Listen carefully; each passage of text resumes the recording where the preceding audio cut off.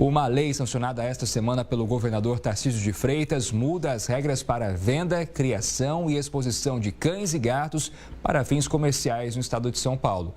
Com a nova legislação, fica proibida a exposição de cães e gatos em eventos de rua e em espaços públicos e a permissão de vender os filhotes desses animais apenas após 4 meses de vida e na condição de estarem castrados e vacinados.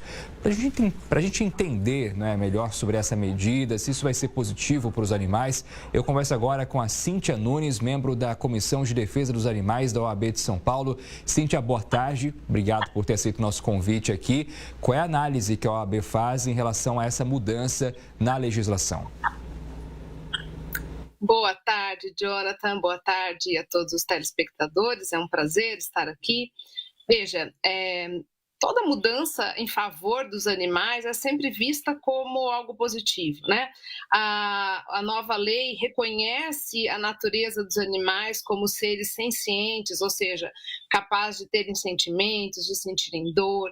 Então, quando nós temos qualquer legislação positiva, isso sempre é visto, ainda que não no ideal, é sempre visto como algo positivo. Então, nesse espírito, nós parabenizamos o governador, né, pela aprovação, mas é claro, é um trabalho e é um caminho ainda muito longo, há muitas coisas, lembrando que esse projeto, primeiro, ele só tem uma extensão dentro do estado de São Paulo e que abrange apenas cães e gatos, mas é um passo importante e é positivo.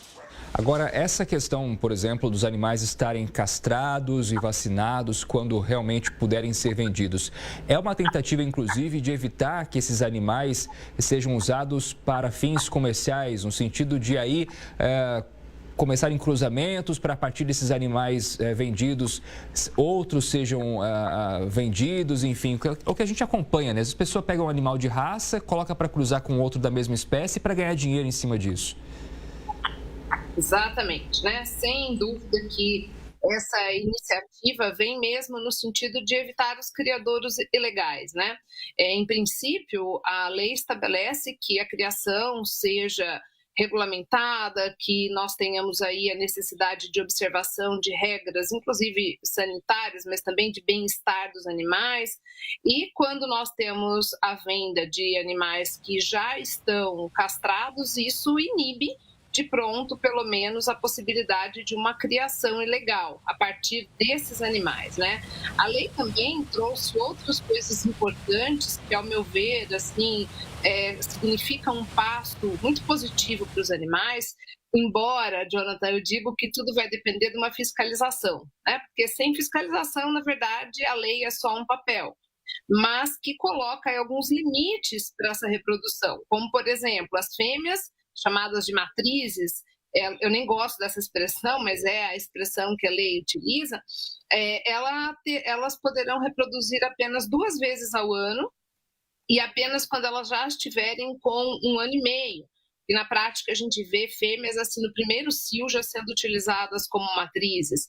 Lógico que a gente não está falando aqui dos criadouros sérios, mas a lei busca exatamente proibir aqueles que não tratam os animais minimamente com a consideração que a lei determina.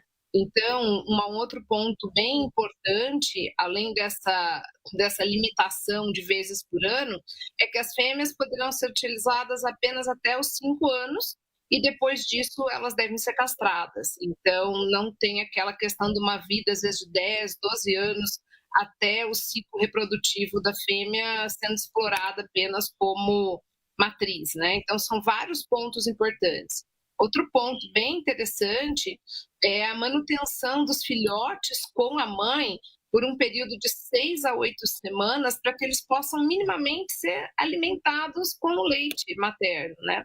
Isso também é algo que, digamos assim, consegue para os animais, inclusive esse estabelecimento de vínculos, o direito minimamente a uma infância e até mesmo a uma imunidade que esses animais conseguem pela lactação e pelo convívio com as suas mães. Com certeza, uma medida muito importante. Agora, Cíntia, você tocou num ponto também fundamental, que é a fiscalização, né, que é difícil de ser feita.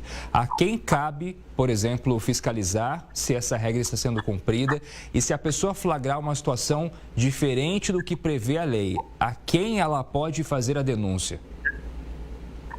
Bom, aí nós temos que é um papel praticamente de toda a sociedade, né? Então cabe a cada um de nós, independentemente do poder público, claro que lembrando, né, essa lei ela tem uma abrangência para o Estado de São Paulo, mas nós podemos fazer denúncias desde aspectos que sejam só administrativos, até aspectos penais, inclusive até a própria polícia, conforme a natureza do que tenha sido desobedecido, por exemplo, que configure maus tratos, isso é crime, inclusive, pode ser denunciado na polícia, pode ser denunciado ao próprio Conselho Regional de Medicina Veterinária, enquanto questões administrativas, o próprio governo do estado pode receber também essas denúncias do descumprimento da lei, mas cabe a cada um de nós mesmo, o cidadão, sabe? Aquele que vai a um shopping, por exemplo, e vê lá um pet shop com os animais, inclusive agora proibido,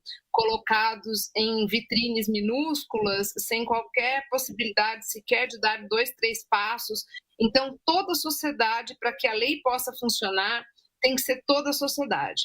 Que é muito difícil, que muitas vezes as pessoas, até no intuito de, eu vou comprar o meu animal, acabam, muitas vezes até bem intencionadas, né? Ai, coitadinho do bichinho e tal, acabam fomentando esse comércio ilegal, e cada vez que o comércio ilegal é fomentado, a legislação vai perdendo a sua aplicabilidade, perde a sua eficácia. Então, eu diria que para que a lei funcione, realmente, Jonathan, o trabalho é de cada um de nós. A própria OAB pode receber, embora ela não tenha um poder de polícia, mas ela pode tomar medidas de encaminhar essas denúncias, mas a sociedade deve ser, ao meu sentir, a principal fiscalizadora disso, porque é ela que estará no dia a dia visitando estabelecimentos, tendo acesso e conhecendo pessoas que vendem animais. Então, se a sociedade não se conscientizar e não fiscalizar, a lei vira uma letra morta, infelizmente. Exato. E outro ponto também que a gente sempre debate aqui é em relação à punição ser muito branda, né, para quem comete algum tipo de crime em relação aos animais, o que às vezes acaba sendo até um incentivo. No caso desta nova lei, o que ela diz em relação à punição para quem desrespeitar a nova legislação? Então, nós tínhamos um inciso específico na lei que trazia uma punição, mas era uma punição administrativa ali. Na verdade, ela jogava para a lei de crimes ambientais para vincular uma punição penal. E esse dispositivo foi vetado pelo governador porque entendeu, né, isso estou dizendo a análise do governador, entendeu que com esse veto seria mais ampla a possibilidade de punição. Então, hoje, a lei em específico teve o item de punição penal vetada. Mas, de toda forma, nós temos sim a possibilidade, por uma interpretação jurídica, de aplicação da lei de crimes ambientais, e nós temos ainda, por alteração da chamada lei sanção, que prevê uma pena mais grave, inclusive de reclusão até quando nós temos maus tratos a cães e gatos. Infelizmente, Jonathan, a gente ainda tem que a lei só está restrita a cães e gatos, né? Nós temos aí, se você parar para pensar, nós temos uma gama muito maior de animais que são comercializados e que, eventualmente, inclusive pássaros, que constava do PL anterior, que foi vetado no ano passado pelo governador, mas enfim, é um passo, né? E hoje, quando a gente fala de cães e gatos e maus tratos, a penalidade já é mais grave. O que acontece? A gente precisa de denúncia, a gente precisa que as autoridades tenham conhecimento sobre isso. Então, quando a pessoa vê, olha, alguém está colocando o animal num espaço minúsculo, isso configura maus tratos. Então, cabe à sociedade esse papel inicial, porque quando o esse comerciante irregular, aí, ou que desobedece a norma, estiver com receio do que a população ver no seu comércio, de fato, ele vai se adequar às normas, né? Ou realmente vai ficar numa clandestinidade absurda, porque hoje a impunidade é muito mais, ao meu sentir, da falta de fiscalização e da falta de conhecimento que as pessoas têm sobre o que pode e o que não pode. Pois é, preciso realmente fazer a sociedade entender, né, do papel individual em relação a denunciar situações de maus tratos contra os animais que por si só não conseguem se defender muitas vezes das mais variadas agressões que sofrem dos seres humanos. Cíntia Nunes, muito obrigado pela entrevista, um bom fim de semana para você. Eu que agradeço, um abraço a todos.